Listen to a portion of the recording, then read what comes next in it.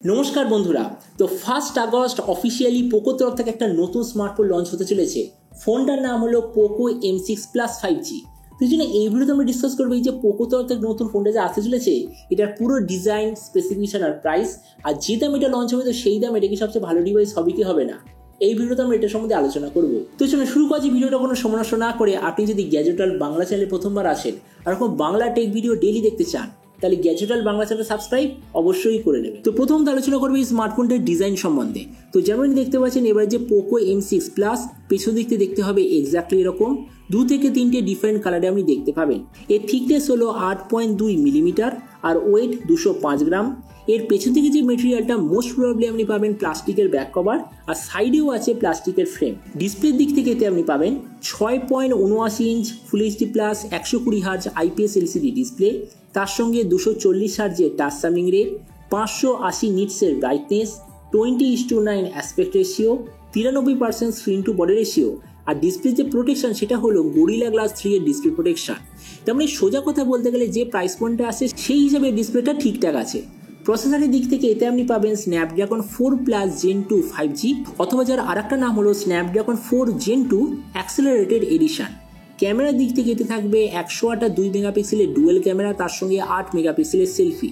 এই যে ফোনটা আপনি ওটা দুটো ভেরিয়েন্টে পাবেন, একটা হলো 6/128GB, দ্বিতীয়টা 8/128GB। র্যামের কোয়ালিটিটা LPDDR4X, মেমোরিতে আছে UFS 2.2 যেটার সঙ্গে হাইব্রিড কাস্টরের অপশন। ব্যাটারির দিক থেকে 5030 mAh ব্যাটারি, সঙ্গে 33 ওয়াটের চার্জার, আর কানেক্টিভিটি হলো USB Type-C। তো এবারই স্মার্টফোনের বাকি কিছু ফিচার বলতে গেলে এতে আপনি পাবেন Android 14 out of the box, 3.5mm jack, single speaker, side mounted fingerprint sensor, আর IP54 এর ওয়াটার অ্যান্ড ডাস্ট প্রোটেকশন। আর এর OS আপডেট সাইকেলের দিক থেকে বলতে গেলে 2 বছরের মেজর OS আপডেট আর 3 বছরের সিকিউরিটি আপডেট পেয়ে যাবেন।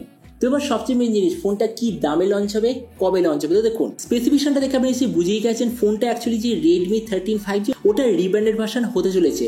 আর পোকোর ফোন সবসময় রেডমি থেকে 500 টাকা কম হয়, তো এই জন্য এটার কনফার্মড প্রথম ভেরিয়েন্টের প্রাইস হবে 13,500, সেকেন্ড ভেরিয়েন্টের প্রাইস হবে 15,000 টাকা, আর এটার ওপর 1000 টাকার আপনি কার্ড অফার পেয়ে যাবেন।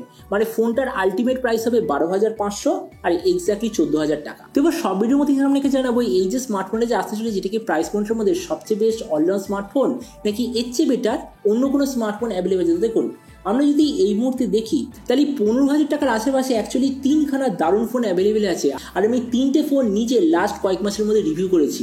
একটা নাম হলো iQOO Z9X 5G, দ্বিতীয়টার নাম হলো Realme P1 5G, তৃতীয়টার নাম হলো CMA Phone 1। তো আমরা যদি সবকটার সঙ্গে পোকোর ফোনটার কম্পেয়ার করি, প্রথমত ডিসপ্লে এই দিক থেকে কম্পিটিশন নো ডাউট বেটার, কেননা কম্পিটিশন আপনাকে দিচ্ছে অ্যামোলেড ডিসপ্লে, সেখানে পোকো আপনাকে দিচ্ছে IPS LCD ডিসপ্লে। তারপরে ডিসপ্লের দিক থেকে কম্পিটিশন বেটার। প্রসেসর এই দিক থেকেও কম্পিটিশন বেটার, কেননা আইকোতে পাবেন স্ন্যাপড্রাগন 6 Gen 1, রিয়েলমিতে আপনি পাবেন Dimensity 7050, সিএমএতে আপনি পাবেন Dimensity 7300। তার মানে এখানেও competition better compare to Poco. ক্যামেরার দিক থেকে এখানে আমি বলবো কম্পিটিশন একটু বেটার, কেননা যে Realme P1 আর যে CMA Phone 1 সেটার ক্যামেরা নো ডাউট বেটার পোকোর থেকে। আর একমাত্র আইকুর যে ক্যামেরাটা সেটা পোকোর মতোই, মানে অ্যাকচুয়াল কোয়ালিটি দিক থেকে পোকোর মতো। তার মানে এই দিক থেকে আমি বলবো কম্পিটিশন এখানে কিছুটা বেটার।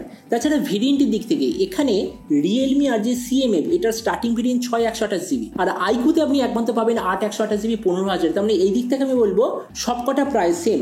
ব্যাটারি আর চার্জারের দিক থেকে আমি বলবো কম্পিটিশন বেটারি, কেননা কম্পিটিশন আপনাকে হয় 6000 mAh ব্যাটারি, 44 ওয়াটের চার্জার বা 45 ওয়াটের চার্জার এইসব ফিচার আপনাকে দিচ্ছে, কিন্তু সেখানে পোকো কি দিচ্ছে 5000 mAh ব্যাটারি, 33 ওয়াটের চার্জার। তার মানে ব্যাটারি আর চার্জারের দিক থেকেও কম্পিটিশন বেটার। স্পিকারের দিক থেকে এখানেও কম্পিটিশন বেটার, কেননা কম্পিটিশন আপনাকে দিচ্ছে ডুয়েল স্পিকার, পোকো দিচ্ছে সিঙ্গেল স্পিকার।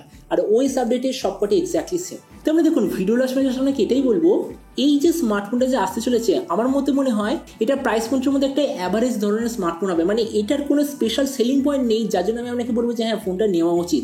কেননা আপনি যদি সেম প্রাইস পয়েন্টে দেখেন তাহলে এর চেয়ে বেটার অলরাউন্ড স্মার্টফোন অলরেডি অন্যান্য ব্র্যান্ডের তরফ থেকে অ্যাভেলেবেল আছে। তো এবার আপনি নিচে কথা অবশ্যই জানাবেন এই যে পোকো তরফ থেকে নতুন ফোনটা যে আসতে চলেছে এটার স্পেসিফিকেশন দেখে আপনার কি মনে হয়, আর যে দাম এটা আসতে চলেছে তো সেই দাম আপনি কি এটা নিতে চান নাকি অন্য কোনো ডিভাইস আপনি চুজ করতে চান, এটা সব নিচে কথা বলতে আমাকে একদমই ভুলবেন না। তো চলুন দেখা হবে আগামীকাল একটা টেক ভিডিওতে। Till then stay tuned and always remember, think positive, be positive. Thank you.